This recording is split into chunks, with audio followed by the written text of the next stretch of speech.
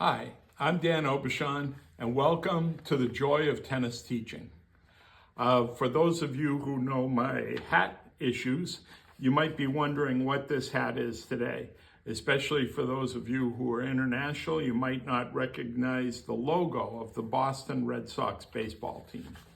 So why am I wearing a baseball hat? Well, it's because it's the middle of the baseball season, and I just watched a great 3-game series between the Red Sox and the Los Angeles Dodgers on TV this weekend.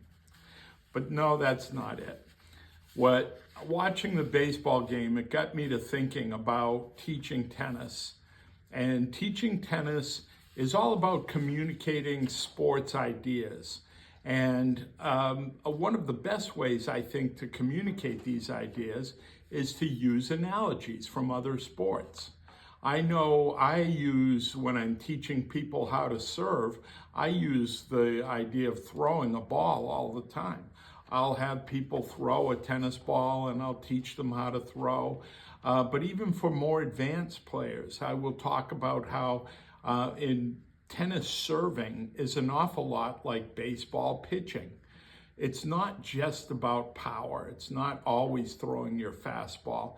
It's learning how to mix up your pitches and how to exploit the weaknesses of the batter, or in tennis's case, the returner. I love sports. I played sports my whole life. I coached other sports before I even started playing tennis.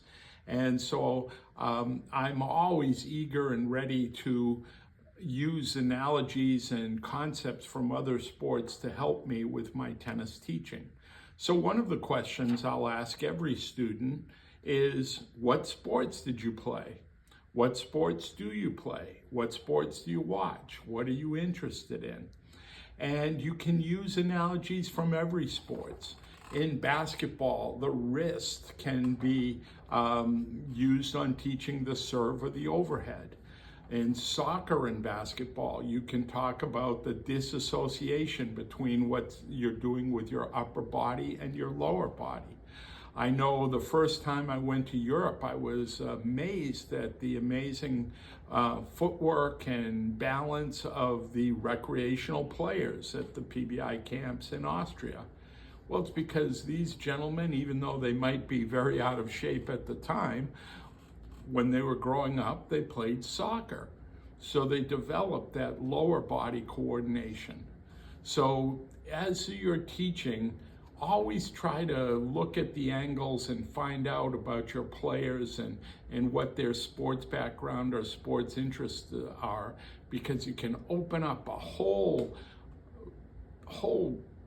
galaxy of options that you'll have at your fingertips to help you teach the concepts of tennis. Now, what happens if you get that student who's a non-athlete and not into sports? You can still use the ideas of analogies, ask them what they are interested in, what they do. I can remember talking to a man once, and he was a chef. And I asked him about, well, what goes into making a great meal? And he talked about, the mixing of different types of foods and the creating of recipes. And I was able to use that analogy to give him an idea of tennis and how to use offense and defense and how to mix up his ground strokes with an attacking game and so on. So you can do a lot of different things with analogies, and other than storytelling, I think analogies are one of the greatest tools that I've used over the years in teaching tennis. So anytime you're watching a sporting event, keep your mind open to what can you use from that sport to improve your tennis teaching. Before I finish, last week I talked about how the International Tennis Hall of Fame Championships being held in Newport, Rhode Island was going to be the final professional grass court tournament in the United States, that the event was not going to be renewed next year. It was going to drop off the tour.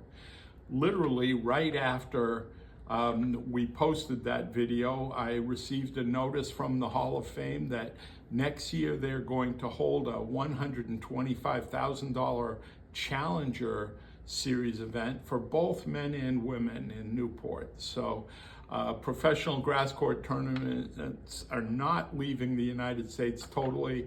It's just dropping down a level to the Challenger circuit level. So that will be upcoming grass court tournament for next year. I really enjoyed watching the tournament, and congratulations to Marcus Giron for, I hope I'm saying his last name right. I never know if it's Giron or Giron.